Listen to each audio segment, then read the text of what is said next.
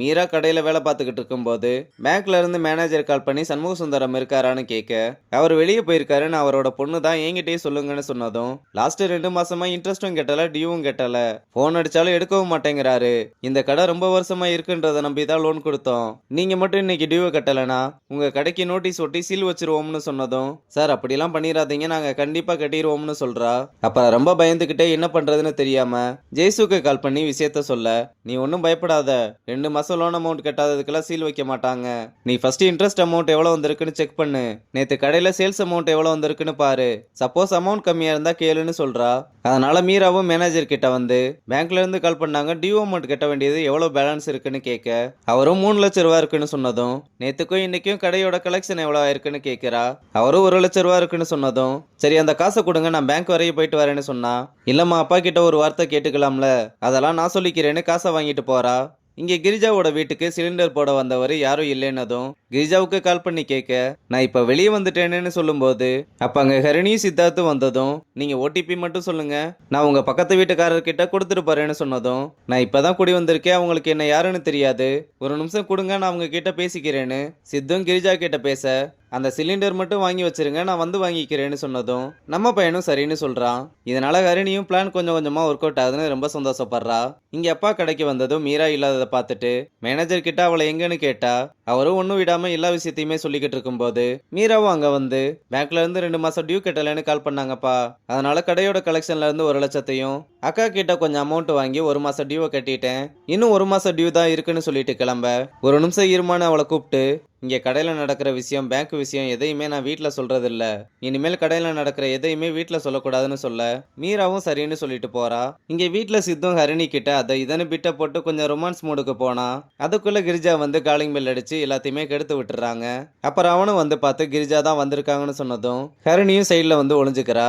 நம்ம பையனும் சிலிண்டர் எடுத்துட்டு வந்து வீட்டில் வச்சுட்டு கிளம்பும்போது மது அங்கே வந்ததும் சித்து அவளுக்கு அறிமுகப்படுத்தி வச்சுட்டு, அப்பாவை கூப்பிட்டு இவர் என்னோட ஹஸ்பண்டுன்னு அவருக்கு அறிமுகப்படுத்தி வைக்க, நம்ம பையனும் அவருக்கு ஒரு ஆய் சொல்லிட்டு கிளம்ப, அப்பா இங்க இருப்பாருன்னு கொஞ்சம் கூட எக்ஸ்பெக்ட் பண்ணவே இல்லை. நம்ம பையனும் ஹரிணி கிட்ட வந்து அப்பா உள்ளதா இருக்காருன்னு சொன்னதும் அவ ரொம்பவே அப்செட் ஆகுறா. இங்க வீட்டில் அம்மா ஜெய்சுவுக்கு ஸ்வீட் செஞ்சுட்டு வந்து கொடுத்து அப்படியே நைஸா ஒரு பையனோட போட்டோவை காமிச்சு இவன் எப்படி இருக்கான்னு கேட்க, இப்ப இவனும் வந்து பார்த்துட்டு என்ன வேணாம்னு சொல்லிட்டு போனாதானே, நீ இப்படியே பண்ணிக்கிட்டு இருந்தனா பெங்களூர் கிளம்பி போன மாதிரி எங்கேயாவது கிளம்பி போயிருவேன்னு சொல்ல, அம்மாவும் ஜெய்சுக்கு கல்யாணம்ன்றது ஒரு பொண்ணுக்கு எவ்வளவு முக்கியம்னு எடுத்து சொல்லி, உனக்காக இல்லைனாலும் எங்களுக்காகவாவது கல்யாணம் பண்ணிக்கலாம்ல, நீ சொல்றதெல்லாம் எனக்கு புரியுதுமா, ஆனா எனக்கு இந்த அரேஞ்ச் மேரேஜ் எல்லாம் செட் ஆகாது. அப்ப யாரையாவது லவ் பண்றியாமா? ஐயோ, நான்லாம் யாரையும் லவ் பண்ணலேன்னு இப்போதைக்கு தப்பிக்கிறதுக்காக என்னதான் ஒரு பையன் லவ் பண்றான்னு சொன்னதும், யாரு உன்னை லவ் பண்றதுன்னு கேட்டா, ஜெய்சுவும் பெரியனை கோர்த்து விட, யாரும் அந்த பெங்களூர் பையனா, உன் விஷயம்லாம் அவனுக்கு தெரியுமா? அதெல்லாம் அவனுக்கு தெரியும்னு சொன்னதும் அம்மா ரொம்ப சந்தோஷமா, அப்புறம் ஏன் ஓகே சொல்லலைன்னு கேட்டா, நான் கொஞ்ச நாள் அவன் கூட பழகி பார்க்கறேன், செட் ஆச்சுன்னா நான் அவனையே கல்யாணம் பண்ணிக்கிறேன், அது வரை இந்த டாபிக்கவே எடுக்கக்கூடாதுன்னு சொல்ல, அம்மாவும் சரின்னு நான் இப்போ பிரியனோட போட்டோவை பார்க்கணும்னு கேட்க, அவளும் அவனோட போட்டோவை எடுத்து காமிச்சதும் அம்மாவும் பிரியனை பார்த்து பையன் ரொம்பவே அழகா இருக்கான்னு சொல்ல, அதெல்லாம் இருக்கட்டும்னு சொல்லிட்டு மொபைலை வாங்கிட்டு வேகமா ஓடி போறா. அம்மாவும் ஜெய்சுக்கு எப்படியாவது கல்யாணம் முடிஞ்சா போதும்னு ரொம்பவே சந்தோஷப்படுறாங்க. இங்க ஹரணியும் சித்து கிட்ட, எங்க அப்பா அந்த வீட்டுக்கு போறத சீக்கிரம் ஸ்டாப் பண்ணணும், அதுக்கு நீ தான் உங்க கூட க்ளோஸா இருக்கணும்னு சொல்ல, சரி அதெல்லாம் இருக்கட்டும், நமக்கு மேரேஜ் ஆனதுக்கு அப்புறம் தெரிஞ்சோ தெரியாமலோ நான் இந்த மாதிரி பண்ணா என்ன பண்ணுவேன்னு கேட்க, பண்ணா இல்ல, நீ நினைக்கும் போதே உன் கழுத்து அறுத்து போட்டுருவேன்னு சொல்றா.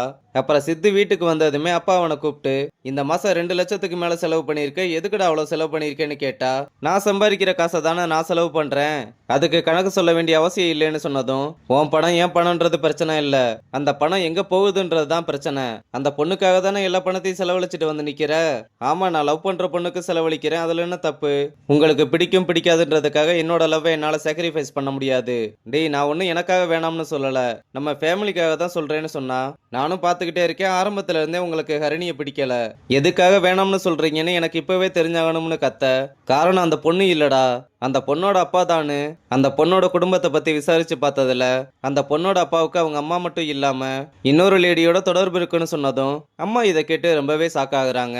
இதெல்லாம் தெரிஞ்சதுக்கு அப்புறமா அந்த குடும்பத்தோட போய் சம்பந்தம் பண்ண சொல்றியா, அதெல்லாம் நடக்கவே நடக்காதுன்னு சொல்லிட்டு போறாரு.